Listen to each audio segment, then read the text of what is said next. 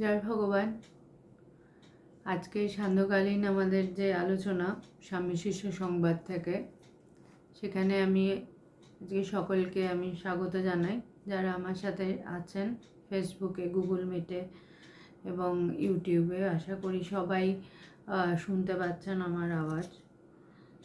আমরা গতদিন তপস্যা নিয়ে আলোচনা করছিলাম, তো আজকে আমরা একটি নতুন অধ্যায় থেকে চর্চা করব, যেখানে স্বামীজি এবং শিষ্যের কথোপকথন হচ্ছে, এবং শিষ্য খুবই ভাগ্যবান যে স্বামীজির সাথে শিষ্য সুযোগ পেয়েছে রাত্রে থাকার। কারণ গুরুসঙ্গ যে কি দামি সেটা আমরা প্রথমে বুঝতে পারি না। আমাদের যখন সময় থাকে, গুরু যখন সেই সুযোগ দেন, তখন আমরা অনেকই অবহেলা করে হারিয়ে ফেলি। মনে হয় যে আজকে যাব না, থাক, আর একদিন যাব, আর একদিন সুযোগ পাবো, পাওয়া তো যাবেই। কিন্তু গুরুকে হারিয়ে ফেলার পরে বোঝা যায় যে মানে হারিয়ে ফেলা ইন দ্য সেন্স যে যখন তিনি দেহে থাকেন না, হারিয়ে তো যায় না, তিনি সবসময়ই আছেন, কিন্তু তাও গুরু যখন দেহে থাকেন সেই সুযোগটা পাওয়া, তার সঙ্গ করার সুযোগ পাওয়া, এটা দুর্লভ। তো যখন আমরা এবং শুধু তাই নয়, আমরা অনেক সময় ধরো আমরা সামনে বসে আছি কিন্তু অন্য কিছু ভাবছি, সেটাও কিন্তু আমার মনের মিসইউজ করা। কারণ গুরুর সামনে যখন বসে আছি, যতটুকু সময় পাচ্ছি ততটুকু সময়ই পুরোটা মন দিয়ে তার সঙ্গ করলে যে জিনিসটা পাওয়া যাবে সেটা দুর্লভ। এখন বুঝতে পারি যে এখন যখন ভগবান দেহে নেই, আমার এখন আমি বহু সময় এমন হয়েছে যে কাজের জন্য এদিক ওদিক আমাকে যেতে হয়েছে, কিন্তু তখন হয়তো আমি থাকলে আরও বেশি করে সঙ্গ করতে পারতাম। তো মানে যত করেছি তারপরেও মনে হয় যে আরও করলে আরও ভালো। তো সেটাই এখানে শিষ্য সুযোগ পেয়েছে যে গুরুর সাথে থাকার। তো সেটা একটা বড় ব্যাপার, কারণ এই সুযোগটা সাধারণত পাওয়া যায় না। আমিও ভাগ্যবান ছিলাম, কারণ ভগবান আমাদের বাড়িতে বহুবার এসেছেন, এবং আমি তার তিনি সমাধিতে যাচ্ছেন, তার বহু ভাব, তার সারাদিন আমি সঙ্গ করে দেখেছি যে যেরকমই তিনি সারাদিন থাকুক না কেন, আমরা ভাবি হয়তো ঈশ্বরীয় আলোচনায় যে আমরা আধা ঘন্টা এখানে বসছি, আলোচনা করছি, তো এতটুকুই, কিন্তু ঈশ্বর আসলে কোনো সময়ের ঊর্ধ্বে, সমস্ত সময়ের ঊর্ধ্বে। তাকে পার্টিকুলার একটা টাইমেই শুধু আমি তার কথা ভাববো আর সারাদিন আমি আমার নিজের কাজ কর্ম নিয়ে থাকবো, তা কিন্তু নয়। আমি সুযোগ পেলে আমি সব সময়ই কিন্তু মানে চেষ্টা হবে যে আমরা যাতে তাকে নিয়ে থাকতে পারি, তার কথা ভাবতে পারি। সেটা আসল জিনিস। যত বেশি সময় চিন্তন মনন করতে পারবো, সেটা আমাদের কিন্তু একটা লাভ, যে আমি ঈশ্বরকে নিয়ে ভাবতে পারছি। সুতরাং এখানেও আজকে দেখা যাচ্ছে যে শিষ্য খুব ভাগ্যবান যে শিষ্য রাত্রিবেলায় স্বামীজির সাথে থাকার সুযোগ পেয়েছেন, এবং স্বামীজি তাকে বলছে, দেখো আমরা এটাই বললাম যে আমরা কেমন আনলাকি, মানে কৃপা এসেও ফিরে যায়, যে আমি তার সঙ্গ করতে সুযোগ পেয়েও আবার মানে আমার থেকে সরে যায়। তো স্বামীজি তাই এখানে বলছেন যে এমন জায়গা ছেড়ে তুই কিনা কলকাতায় যেতে চাস? এখানে কেমন পবিত্র ভাব, কেমন গঙ্গার হাওয়া, কেমন সব সাধুর সমাগম, এমন স্থান কি আর কোথাও খুঁজে পাবি? বলছে যে এই যে সুযোগ যে তার সাথে সঙ্গ করার, এখানে তিনি শিষ্য স্বামীজির পা টিপছেন এবং স্বামীজি বলছে যে এই যে এত সুন্দর পরিবেশ, এত সুন্দর ভাব, সাধু সাথে থাকা, মানে যতই বলো মানুষ বলে আমি ঘরে চিন্তা ভাবনা করি, আমি এই এই নিয়েই রয়েছি, কিন্তু যতই আমরা থাকি না কেন আমাদের সংসারে কিছু না কিছু খুঁটিনাটি ব্যাপারগুলো দেখতেই হয়, মন ওইদিকে চলে যাই। কিন্তু যদি আমরা এই আশ্রমে কখনো সুযোগ পাও, অবশ্যই আশ্রমে গিয়ে থাকো, দেখবে যে সন্ন্যাসীরা যারা ঈশ্বরকে নিয়ে রয়েছে তাদের দিনে রাত্রে তারা এটা নিয়েই আছে, তাদের কাজকর্ম, যে আশ্রমের যে দৈনন্দিন ক্রিয়া থাকে সমস্ত কিছু কিন্তু ঈশ্বরকে কেন্দ্র করে। সেখানে কিন্তু অন্য কোনো সাবজেক্ট নেই, সেখানে যেই মানুষটাই আসুক অটোমেটিক্যালি ভগবান বলতেন যে গরম জলে ডিম ফুটছে, তো ওর মধ্যে যেটা আর একটা ডিমও যদি পড়ে তো ওটা অটোমেটিক্যালি ওটা ফুটতেই থাকবে, কারণ এটা এরকম, মানে সবাই যেই আসুক না কেন এই যে একটা অবস্থা, এই যে একটা সুন্দর পরিবেশ, এই পরিবেশের মধ্যে যখনই তুমি পড়বে তখন অটোমেটিক্যালি তোমার মনটা ওরকম হতে বাধ্য। তুমি হয়তো জগৎ নিয়ে আছো, সবসময় জগৎ নিয়ে আছো, কিন্তু ওই পরিবেশ, দিন রাত্রি আলোচনা হচ্ছে, কৃষ্ণ নাম হচ্ছে, এই এখানে কাজ হচ্ছে, ওখানে সেবা কাজ করতে যাচ্ছি, এই যে নানা কিছু চলতে থাকে, পুরো যা যা চলে সমস্ত কিছু ঈশ্বরকে কেন্দ্র করে। তো অটোমেটিক্যালি তুমি যখন ওখানে আসবে তোমার অন্য ভাবনা চিন্তাগুলো ওখান থেকে এমনিই সরে যাবে। আমরা যখন ভগবানের কাছে ছুটতাম আমরা কিন্তু মানে ভগবানের ওই সকাল দুপুরবেলাটা, আমি কালকে একজনকে বলছিলাম, কালকে এক ভক্ত তিনি দেহ রেখেছিলেন, সে ভগবানকে খুব ভালোবাসতেন, তো তিনি তার তার স্বামী সেও ভক্ত, সে আমাদের সবাইকে ডেকেছিল যে একটু ভগবানের আলোচনা হোক। তো সেখানে আমরা ওটাই আলোচনা করছিলাম যে আমাদের যে পুরনো দিনগুলো, ওটা আমাদের জীবনের ট্রেজার বলা যেতে পারে, ওটা আমাদের মানে ওই দিনগুলো আর জীবনে কখনো ফিরে পাবো না আমরা। ওই যে আনন্দ আমরা, মানে আমি বাড়িতে যাতে না আসতে হয়, কারণ আবার আসবো, আবার নানা কিছু আমার, মানে আমি সারাদিন সকালবেলা দুবেলাই ভগবানের কাছে যেতাম, আর দুপুরবেলাটা কি করব, বাড়িতে যাতে না আসতে হয় কোনো একটা ভক্তের, মানে ভগবান এত বেদান্তের গুরু কথা, এত মানে কথাগুলো সেগুলো নিয়ে ভাবছি যে ভক্তরা, তাদের সাথে ওটা নিয়ে আলোচনা করতে করতে ফিরছি, তো মনে হতো যে আবার বাড়ি গিয়ে ডিস্ট্র্যাক্ট হবো, তার থেকে এর বাড়ি চলে যাই, এখানে গিয়ে আলোচনা করব, এটা নিয়েই চর্চা হবে, মানে ওর মধ্যেই মনটা পড়ে থাকতো। মনটাকে ওখান থেকে নিয়ে আবার ঘরে গিয়ে অন্য কোনো কিছু ভাববার কথা ইচ্ছাই করতো না, এমন হয়ে গেছিলো আমাদের মনগুলো যে মানে 24 ঘন্টা শুধু ওটাই। বাড়িতেও যদি আসতাম তো বাড়িতে এসেও আমি, মানে ভগবান যা বলতো সেগুলো, এখন অনেক সুবিধা আছে, আমরা রেকর্ডিং করতে পারি, তখন ছিল না, এগুলো নিয়েই ভাবনা। তো একটা ব্যাপার হচ্ছে যে যখন আমি আমার মনটাকে এই ঈশ্বর পরিবৃত একটা মানে এরকমভাবে আমি যখন নিজের মনটাকে রাখবো, তখন কিন্তু যতই আমার কাজকর্ম থাকুক না কেন আমার মনটা কিন্তু খুব বেশি নিচে নামবে না। তো এটাই চর্চার কিন্তু একটা প্রধান দিক, যে আমাদের খেয়াল রাখতে হবে যে আমার মনটা যেন, মানে এই যাই কিছু করি না কেন ঈশ্বরকে কেন্দ্র করেই যেন আমার মনটা ঘোরে, খুব বেশি নিচে যেন না নামে। আমি যদি কারোর সাথে গল্পও করি আমি এই নিয়ে গল্প করব, আমি যদি কাজকর্ম করি সেটাও আমি ঈশ্বরের জন্যে করব, ঈশ্বরকে কেন্দ্র করে করব, তাকে উদ্দেশ্য করে করব। অটোমেটিক্যালি আমি দেখব যে আমার দিন রাত, আমি চাকরি করছি, চাকরিটাও আমি এটা করবো যে ভগবান আমি তোমার জন্যে করছি। আমি তোমার কাজ করার জন্যে করছি, তাহলে অটোমেটিক্যালি দেখা যাবে আমি যদি প্রত্যেকটা মুহূর্তে ভগবানকে উদ্দেশ্য করে কাজ করতে থাকি, রান্না করব তো আমি এটা বলি যে ভগবান আমি তোমাকে ভোগ দেবো, তোমার জন্য আমি এটা করছি, তো অটোমেটিক্যালি কি হবে, আমি যেই কাজই করি না কেন আমার মনটা কিন্তু ঈশ্বরেই থাকবে। তো এখানে স্বামীজিও শিষ্যকে বলছে তুই যে এত সুন্দর একটা পরিবেশ ফেলে আবার চলে যাবি।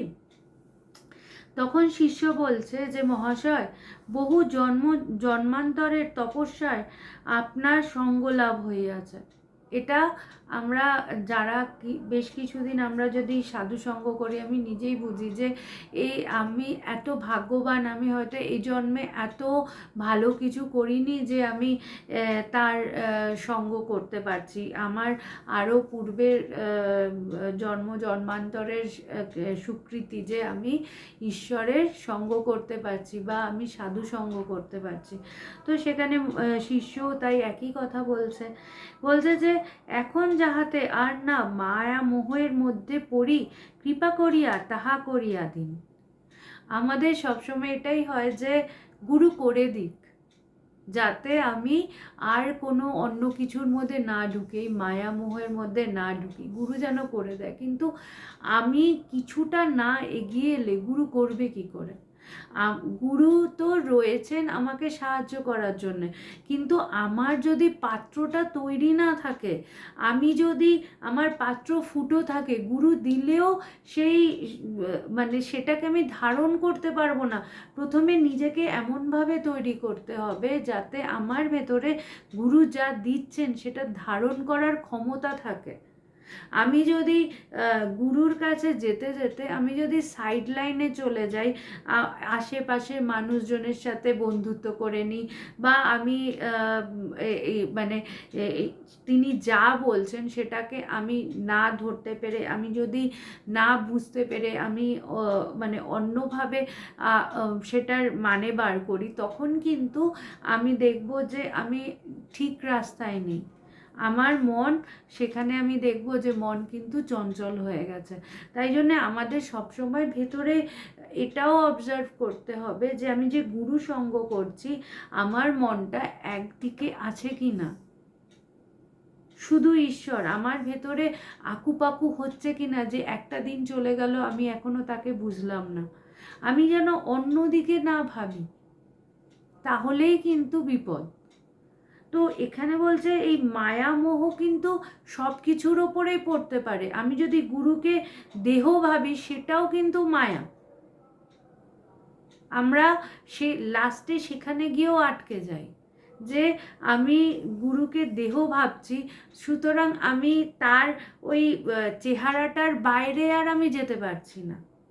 আমার মনটা, আমাকে তো গভীরে যেতে হবে, গভীরে, সেখানে তো কোনো এই দেহের ঊর্ধ্বে যেতে হবে, সেখানে তো কোনো লিমিটেশনস নেই। যদি আমি একটা ফর্ম, একটা রূপ, রঙের মধ্যে আমার মন আটকে যায়, তাহলে তো আমি ঊর্ধ্বে যেতে পারবো না।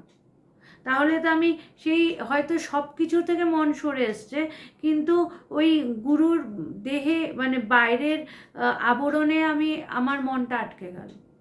বলছে দেহাতীত, গুরু দেহাতীত, সেই গুরুকে দেহবোধ যদি আমার ভেতরে থাকে, তাহলে কিন্তু আমি কিছুতেই গভীরে যেতে পারবো না, আমাকে এই দেহবোধের ঊর্ধ্বে যেতে হবে। তো এখানে তাই বলছে যে এমন আপনি করে দিন যাতে আমি মায়ামোহের মধ্যে না পড়ি। তখন বলছে যে এখন প্রত্যক্ষ অনুভূতির জন্য মন মাঝে মাঝে বড় ব্যাকুল হয়। যে শিষ্য বলছে যে মাঝে মাঝে আমার ভেতরে আমি তাকে, ঈশ্বরকে প্রত্যক্ষ করার জন্য ব্যাকুলতা আসে। স্বামীজি বলছেন আমারও অমন কত হয়েছে। স্বামীজি এবার তার নিজের উপলব্ধির কথা বলছেন যে আমারও এরকম বহুবার হয়েছে। কাশীপুরের বাগানে একদিন ঠাকুরের কাছে খুব ব্যাকুল হয়ে প্রার্থনা জানিয়েছিল। তাহলে প্রথম জিনিসটা আমাদের জানতে হবে যে এই পথটা সম্পূর্ণ গুরু শিষ্যের পথ। এবং এই গুরু শিষ্যের পথে আমাকে গুরুর কাছে প্রার্থনা করতে হবে যে আমাকে এই তত্ত্বটা বুঝিয়ে দাও, ঈশ্বর কে, ঈশ্বর কি, এটা আমাকে বুঝিয়ে দাও, তুমি আমাকে সাহায্য করো, আমাকে ডুবিয়ে দাও। তোমাকে ঈশ্বরের কাছে বলছে যে স্বামীজিও ঠাকুরের কাছে প্রার্থনা করেছিলেন। তারপর সন্ধ্যার সময় ধ্যান করতে করতে নিজের দেহ খুঁজে পেলুম না। বলছে এই ধ্যান করতে করতে আমাদের কি হয়, স্বামীজি বলছেন যে ওই প্রার্থনা করে সন্ধ্যার সময় যখন ধ্যানে বসলাম তখন আমি বোধ করছি আমি দেহ নই। আমার মনটায় প্রথমে এই যে দেহবোধ, আমি যেটা বললাম যে দেহবোধ যেন মানে সবসময় আমার ভেতরে এই দেহবোধটা যেন স্ট্রং হয়ে না থাকে, যেটা মানে সাধারণ মানুষের সবচেয়ে বেশি থাকে। তো সেখানে বলছে যে যখন আমি অনুভব করছি না আমি দেহ, অর্থাৎ আমার মন এই পঞ্চ ইন্দ্রিয় দ্বারা জগতের আর কোনো খবর পাচ্ছে না, আমার মন জগতের থেকে আস্তে আস্তে সরে আসছে, এই ডিসকানেকশন হয়ে যাচ্ছে, এই পঞ্চ ইন্দ্রিয় আর মনের সাথে যুক্ত নেই, তাই জন্যে সে আর এই দেহের খবর, এই জগতের খবর আর তাকে জানান দিচ্ছে না। তাই আস্তে আস্তে মনটা যত গভীরে যাচ্ছে তত আমি দেহ, আমি যে প্রতি মুহূর্তে আমার দেহে এই যে অস্তিত্ব, এই অস্তিত্ব বোধটা আস্তে আস্তে সরে যাচ্ছে। এবং বলছে যে দেহটা একেবারে নেই মনে হচ্ছিল। যখন তুমি ডুবে যাবে, গভীরে যাবে, তখন তোমার এই দেহের উপলব্ধি এটা আর থাকেই না। বলছে যে আমি যে দেহ এটা একদম নেই মনে হচ্ছে, আমি মানে বুঝতেই পারছি না যে আমি দেহ।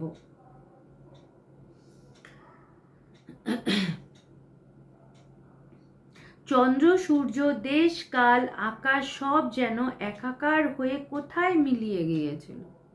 বলছে এই যে যতক্ষণ আমার মন আছে ততক্ষণ কিন্তু আমি এই সময়, কোথায় আছি, কে আছে, কোথায় কিভাবে বসে আছি, সমস্ত কিছু এইভাবে আমার উপলব্ধি হতে থাকে যতক্ষণ আমার এই দেহবোধ আছে। যে এখন কটা বাজে, আচ্ছা আমি এই 4টার সময় আমি ধ্যান করতে বসলাম। আচ্ছা আমি আমাদের এখানে একটা ছেলে এসেছিল, বাচ্চার ছেলে, তো এবার আমরা বলছি আমরা এখন 2 মিনিট ধ্যান করব। আমাদের প্রার্থনায় রোজ মানে আলোচনা শুরু হওয়ার আগে আমরা ধ্যান করে তারপরে শুরু করি। তা আমি বলছি যে সবাই এখন একটু চোখ বন্ধ করে একটু ধ্যান করার চেষ্টা করো, আমরা এখন 2 মিনিট ধ্যান করব। তা আজকালকার ছেলেপুলে ও ওর ঘড়িতে যে টাইমার আছে ওখানে ও 2 মিনিট টাইমার সেট করছে, যে যাতে 2 মিনিট পরে ওর টাইমারে ও অ্যালার্ম বেজে ওঠে যে ওর 2 মিনিট হয়ে গেছে, ওর ধ্যান হয়ে গেছে। আমি ওকে বললাম যে তোর যদি মন 2 মিনিট হলো কি না এখানে থাকে তাহলে আর সেটা ধ্যান হলো না। তো এটাই হচ্ছে যে আমাদের মন যদি সময়ের মধ্যে থাকে, আমি কতক্ষণ ধ্যান করব, আমি এই ধ্যান করে এখন উঠে যাব, বা আমি এখন এইভাবে বসে আছি, এখানে বসে আছি, এই কোথায় আছি, কি আছি, মানে আমার সময়, আমার স্থান, কাল, পাত্র, কে আছে কে নেই, এগুলো সমস্ত কিছুর থেকে যখন মন সরে যাবে, তো তাই বলছে যে আস্তে আস্তে স্বামীজি যখন গভীরে ঢুকছে তখন আস্তে আস্তে সমস্ত এই বাইরের জগতের চিন্তা ভাবনা, বহির জগৎ থেকে আস্তে আস্তে মন সরে আসছে।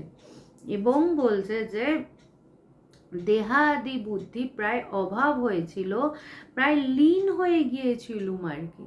বলছে যে এই দেহ বুদ্ধি, যে আমি দেহ, এই যে প্রতি মুহূর্তে আমার বুদ্ধিটা তো সবসময় অ্যাওয়্যার, যেই আমার লাগছে এটা হচ্ছে, এখানে আর একটু নিজেকে সুন্দর দেখাতে হবে, এইভাবে সাজতে হবে, এটা করতে হবে, আমরা সারাদিন নিজের এই দেহটাকে সন্তুষ্ট করার জন্যই সব কিছু করে থাকি, খাচ্ছি, ঘুরছি, সাজছি, নানা জায়গায় যাচ্ছি, নিজেকে সবসময় আপডেটেড রাখছি, নিজেকে সুন্দর করে সবসময় প্রেজেন্টেবল করে রাখছি। কিন্তু বলছে যে এই আধ্যাত্মিক জগতে এই দেহটার কোনো কাজই নেই, জাস্ট চুপচাপ শুধু তুমি বসে পড়ো, বাকি আর তোমায় কিছু করতে হবে না। কোথায় আছো, কেমন আছো, কিভাবে আছো, কোনো কিছুর দরকার নেই। জাস্ট চোখটা বন্ধ করো, জগৎটাকে বাইরে থেকে প্রথমে অফ করো, তারপরে আস্তে আস্তে ভেতরে ঢুকতে ঢুকতে ভেতর থেকেও সেটা আস্তে আস্তে সরে যাবে।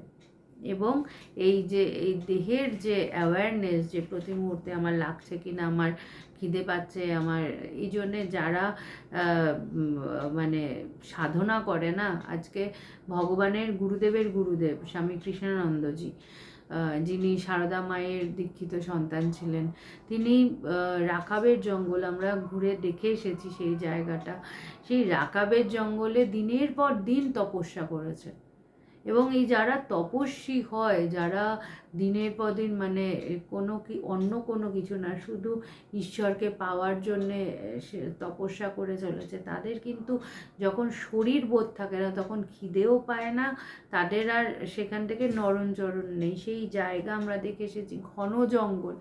এখনই যদি ঘন জঙ্গল হয়, তাহলে আজ থেকে কত বছর আগের কথা বলছি, তখন তো আরও ঘন জঙ্গল ছিল। সে গ্রাম সেখান থেকে প্রায় অনেকটা দূরে, সেখানে লাইট নেই, কিছু নেই, সেই জঙ্গলের মধ্যে। ভাবো তো, যদি দেহবোধ থাকে কারুর, তাহলে কি ওই অন্ধকারে রাত্রিবেলায় ওই জঙ্গলের মধ্যে তুমি থাকতে পারবে?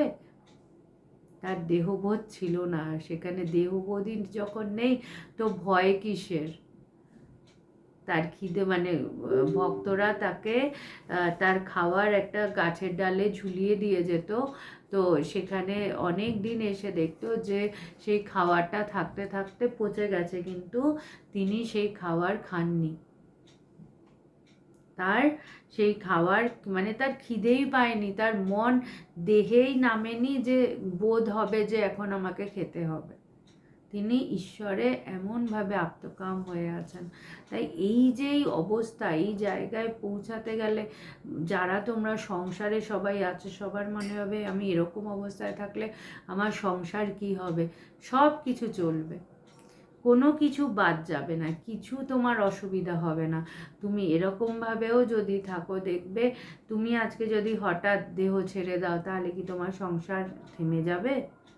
ঠিক তেমনভাবেই তুমি ঈশ্বরে লীন হয়ে গেলে, তাতে তুমি যদি এই চিন্তা ভাবনা করতে করতে সমাধিস্থ হয়ে যাও, কিছুটা সময় যদি মন ঈশ্বরের জগতে নাই বা থাকলো, তাতে তোমার সংসারের কোনো অসুবিধা হবে না, সব কিছু সুন্দরভাবে চলবে।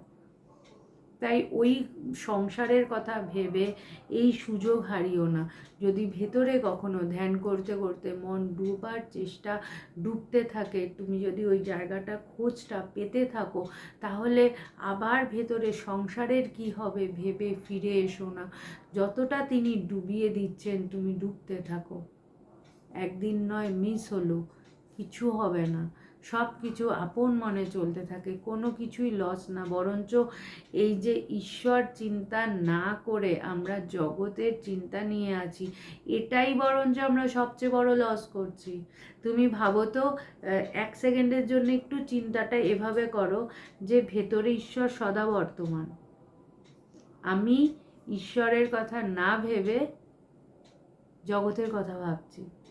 লসটা কার হচ্ছে, কে করছে, কিভাবে লস হচ্ছে? এটাই নয় কি যে এই মুহূর্তে আমি যদি ঈশ্বর চিন্তা করতে করতে ডুবে যেতাম, তাহলে যেই পাওনাটা হতো, এখন যে মন জগতে ভাসছে, এখন আমার লাভ হচ্ছে, নাকি আমি যদি এই মুহূর্তে ডুবে থাকতাম তাহলে আমার বেশি লাভ হতো? তাই জন্যে লস আমরা সবসময় করছি, জগৎকে নিয়ে থাকছি সেটাই লস, কারণ আমি ঈশ্বর আছে কিন্তু তাকে নিয়ে ভাবছি না। যদি তাকে নিয়ে সবসময় ভাবতে পারতাম, দেখতে বাকি সব এমনি নিজের মতো চলতো, কোনো কিছু কোনো কিছুই বন্ধ হয়ে থাকে না। আজকে আমি যখন সন্ন্যাসী হয়েছি তখন কত মানুষ তো কত কথা বলেছে যে তুমি বেরিয়ে যাচ্ছ, তোমার মার কি হবে, পরিবারের কি হবে, কে দেখবে, কি হবে। আজকে 16 বছর হয়ে গেল, 16টা বছর কেটে গেল, তো আমারও কেটে গেল, আমার পরিবারেরও কেটে গেল। কিছু কারোর জন্যে আটকে থাকেনি, আমার বাবা মাও না খেয়ে থাকেনি, তাদেরও কোনো বিপদ হয়নি। সব কিছু যে কোনো অবস্থা হয়েছে, সব অবস্থায় ঈশ্বর ছিলেন। ভালো অবস্থা হোক, খারাপ অবস্থা হোক, সমস্তটাই অবস্থা, এবং সেই সমস্ত কিছুর মধ্যে দিয়ে কিন্তু ঈশ্বর ছিলেন। সুতরাং আমরা শুধু প্রতি মুহূর্তে ভয় পাই এগোতে, ব্যতিক্রম জীবনযাপন করতে ভয় পাই, আমরা ঈশ্বরকে নিয়ে থাকতে ভয় পাই। আমাদের মনে হয় আমি যদি বেশি ঈশ্বর চিন্তা করি তাহলে যদি আমার থেকে আমার জগতের সব কিছু সরে যায়, কিচ্ছু সরবে না। সবাই যেমনভাবে আছে সবাই সব ঠিক চলবে। বরঞ্চ তুমি যেটা প্রতি মুহূর্তে ঈশ্বরের চিন্তা না করে জগতের চিন্তা করছো, সেটাতে তুমি যেটা লস করছো, সেই লসের থেকে তুমি বাঁচবে। তাই এখানে স্বামীজি বলছেন যে একটু অহং ছিল, তাই যে সমাধি থেকে ফিরেছিলুম। বলছে যে একটু মানে আমি যদি বিলীন হয়ে যেতাম, মানে স্বামীজি তাহলে আর এই সমাধি থেকেই মহাসমাধিতে যায়। যখন সমাধি এমন গভীরে চলে যায়, দেহতে মন আর ফেরেই না, তখনই মহাসমাধি হয়ে যায়, তখন আর দেহ রাখা যায় না। তো বলছে যে একটু অহংবোধ ছিল, তাই জন্যে ফিরেছিলাম। এইরূপ সমাধিকালেই আমি আর ব্রহ্মের ভেদ চলে যায়, সব এক হয়ে যায়, যেন মহাসমুদ্রে জল জল আর কিছুই নেই, ভাব আর ভাষা সব ফুরিয়ে যায়।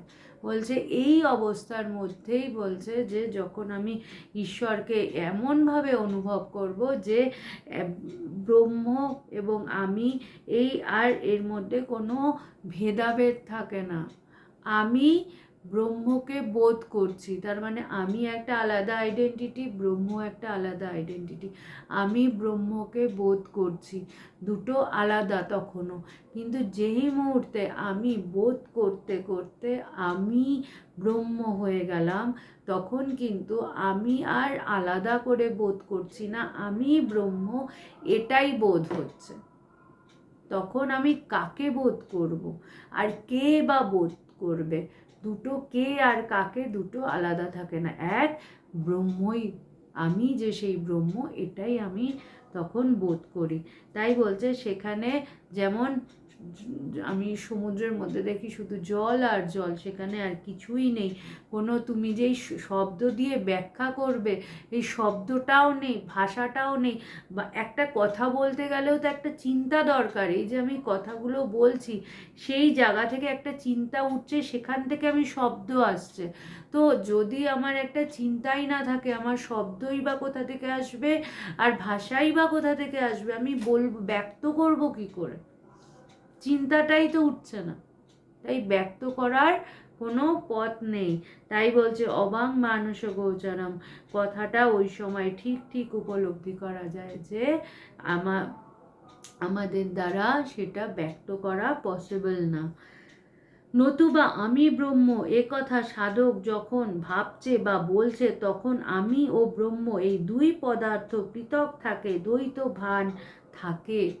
বলছে যতক্ষণ এই যে এখন আমি বলছি, এখনো আমার আমিত্বটা আছে, আমার মধ্যে মন আছে, তাই আমি ব্রহ্ম সম্বন্ধে ব্যক্ত করতে পারছি, যে আমার যখন উপলব্ধি হয় তখন আমার এভাবে আমি বুঝতে পারি, এই ভাব হয়, বা আমি বোধ করছি।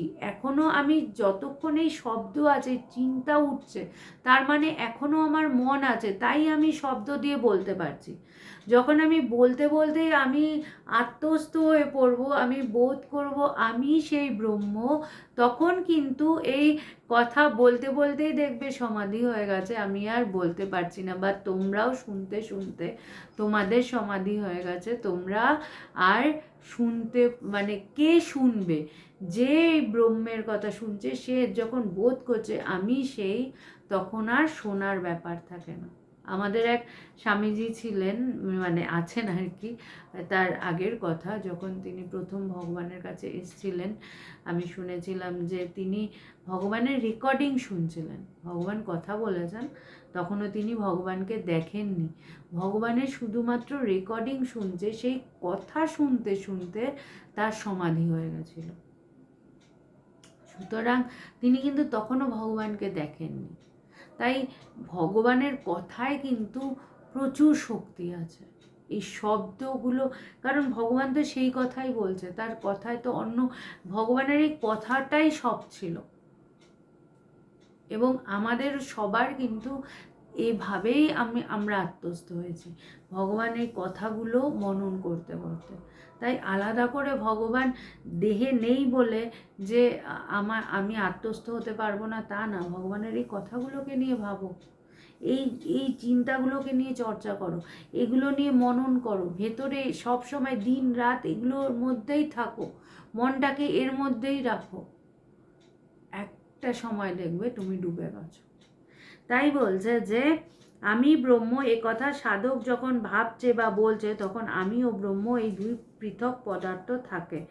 তারপর এই রূপ অবস্থা লাভের জন্য বারংবার চেষ্টা করেও আনতে পারলুম না। বলছে এরকমভাবে তিনি এই জায়গায় একটা সময় এরকম অনুভূতি হয়, তারপরেও তিনি চেষ্টা করছেন ওই জায়গায় আবার যেতে, কারণ একবার টেস্ট পেলে তার বারবার মনে হবে আমি ওখানে যাই। কারণ এই যে টেস্ট, এটা জগতের কোটি টাকা দিলেও এই টেস্টটা পাওয়া যাবে না, আর এটা জগতে কিনতে পাওয়া যায় না, এটা ভেতরে তিনি ডুবিয়ে দিলে ডোবা যায়। তাই এটা তার দিককার ব্যাপার, তার তরফকার ব্যাপার, তাই তার কাছে প্রার্থনা করতে লাগে, তিনি না ডোবালে আমরা ডুবতে পারবো না। কিন্তু আবার এটা যেন আমরা মানে একটা সুযোগ না নিয়ে নিই যে তিনি ডোবাচ্ছেন না তাই ডুবতে পারছি না, না, প্রার্থনাটা থাকবে প্রভু ডুবিয়ে দাও, কিন্তু চেষ্টা তো তোমাকেই করতে হবে। তুমি কিছুই করছো না, জগৎ নিয়ে পড়ে আছো, আর তুমি বলছো যে তিনি ডোবাচ্ছেন না, তাহলে হবে না, তোমাকে পুরোদমে চেষ্টা করতে হবে এবং তার সাথে প্রার্থনা রাখতে হবে, তাহলে দেখা যাবে তিনি ঠিক আমাদেরকে ডুবিয়ে দিয়েছেন। তাই এখানে তিনি বলছেন যে এরকম তারপরে আবার চেষ্টা করেছেন, কিন্তু সেখানে তিনি যেতে পারছিলেন না। তখন তিনি বলছে যে ঠাকুরকে জানাতে বললেন, দিবারাত্র ওই অবস্থাতে থাকলে মার কাজ হবে না। বলছে এইটা হচ্ছে সবচেয়ে বড় ত্যাগ, যদি কেউ কিছু ত্যাগ করে থাকে এটা কেন, বলছে যে আজকে ভগবান এই যে এই জায়গায় ডুবে থাকা, এটার যে কি আনন্দ, সে যে ডুবে সে জানে। এখন এই জগতের মানুষের হিতার্থে যখন সে না ডুবে মানুষকে সেই খবর দেওয়ার জন্যে তিনি এই কথাগুলো বলে যাচ্ছেন। কথা বলতে গেলে এই জগৎ ব্যবহার তো করতে হচ্ছে, তো যখন তাকে জগৎ ব্যবহার করতে হচ্ছে তখন কিন্তু তার অনেকটাই কষ্ট হচ্ছে। কেন, ডুবে থাকলে যেই আনন্দটা, সেটা যতই আমি মানুষের হিতার্থে আমি কথা বলছি, সেটাই সেই আনন্দ মানে অনেকটাই আমার সরে আসা।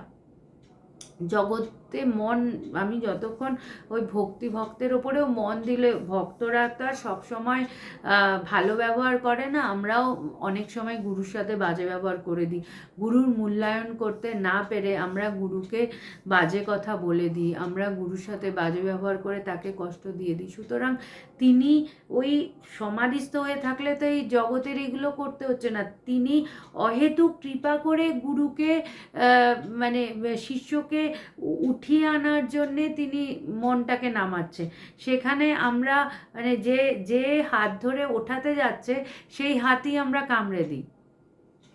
কিন্তু গুরুও আবার এতটাই তার ভেতরে ভালোবাসা থাকে, কারণ তার কাজ মানুষকে ঈশ্বরকে বোঝানো, তো সে কিন্তু হাত ছেড়ে দেয় না, সে অপেক্ষা করে যে সে যখন শিষ্য আবার যথার্থভাবে গুরুর মূল্যায়ন করে এগিয়ে আসবে, তখন কিন্তু সে আবার তাকে সেই পথে যেতে সাহায্য করে। তাই এখানে ঠাকুর স্বামীজিকে বললেন যে তুমি যদি সবসময় এইভাবে ভাবগ্রস্ত হয়ে থাকো তাহলে মানুষের কাজ করবে কি করে।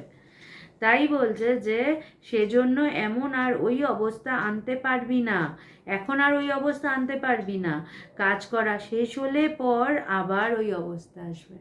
বলছে আমরা যেই কাজ করার জন্য এই পৃথিবীতে আসি, সেই কাজ শেষ হয়ে গেলে যতক্ষণ আমার কাজটা থাকবে ততক্ষণ তো আমাকে কাজটা করে যেতে হবে, এবং ওই কাজ যতক্ষণ শেষ না হচ্ছে ততক্ষণ কিন্তু আমরা মানে আমি যদি ডুবে থাকি তাহলে মানুষের হিত হবে না, মানুষের সাহায্য হবে না। সুতরাং এই মানুষের কল্যাণের জন্যেই মানে এটা হচ্ছে সবচেয়ে বড় ত্যাগ, যে সাধক সেই ডুবে না থেকে জগতের হিতার্থে মানুষের জন্যে সে কথা বলে যাচ্ছে, যাতে তারা সেই জগতের মধ্যে থেকে তাদের মন যাতে সরে আসে, এই দেহবোধের ঊর্ধ্বে যাতে তারা উঠতে পারে, তারা যাতে এই জগতের মধ্যে থেকেও ঈশ্বরকে উপলব্ধি করতে পারে। সুতরাং এর চেয়ে বড় ত্যাগ আর কি হতে পারে। গুরু কিন্তু তার শিষ্যের জন্য প্রতি মুহূর্তে এই ত্যাগ করে আছে, এবং এটাই সবচেয়ে বড় পাওয়া আমাদের। যারা গুরু সঙ্গ করেছে তারা জানে যে এর চেয়ে মানে ভ্যালুয়েবল জিনিস পৃথিবীতে আর দুটো হতে পারে না। কারণ জগতে কেউ তোমার সবচেয়ে কাছের মানুষ, তোমার স্বামী, তোমার স্ত্রী, তোমার ছেলে, তোমার মেয়ে, কেউ নিজের ভালো লাগা ত্যাগ করে তোমার জন্যে স্যাক্রিফাইস করবে না। প্রত্যেকটা মানুষ সমস্ত কিছু করছে আমার কি ভালো লাগে সেইটা পাওয়ার জন্য। সামনের মানুষটার কি ভালো লাগে সেটা তার পরের ব্যাপার আসে, আগে আমি তাকেই ভালোবাসি যাকে আমার ভালোবাসতে ভালো লাগে, বা আমি সেই কাজটাই করি যেই কাজটা করতে আমার ভালো লাগছে। কিন্তু যখন আমি সেই তাকে বোধ করব, তখন আমি সবটাই করব যে প্রভু তোমার কি ভালো লাগে, তোমার কি চাই, তুমি কিসে ভালো থাকবে। ভিতরে শুধু এই প্রার্থনায় থাকে, প্রভু তোমার ইচ্ছা পূরণ হোক, তুমি ভালো থাকো। কেন? তিনি ভালো থাকলেই সব ভালো, সব ঠিক। তাই ভিতরে সবসময় এটাই প্রার্থনা যে আমাকে তুমি এতে ডুবিয়ে দাও, এবং আমি এই বোধ করে আমি তোমার এই কাজগুলো করতে চাই, যাতে আরও আরও হাজার হাজার মানুষ ঈশ্বরকে বোধ করতে পারে, এই পথে আসতে পারে। আজ তাহলে এই অবধিই থাকুক। একটু সামনে অনুষ্ঠান আছে, তাই আমি ব্যস্ত আছি, তাই মানে এক্স্যাক্ট দিনগুলোতে আলোচনা করতে পারছি না, কিন্তু যখনই সুযোগ পাচ্ছি তখনই আবার আলোচনা করছি। তাই সামনের সপ্তাহে জানি না, বৃহস্পতিবার যদি ঠিক থাকে, না হলে যেদিনই আমি সময় পাবো সেদিন রাত 9টায় আগের থেকে নোটিফিকেশান দিয়ে দেবো, তোমরা ওটা দেখে সবাই আবার চলে এসো, আবার আলোচনা করা যাবে। ততক্ষণ ঈশ্বরকে নিয়ে বেশি বেশি করে থাকো, মনটা ঈশ্বরে দিয়ে থাকো, এবং ভালো থাকো। সবাই ভালো থেকো। জয় ভগবান।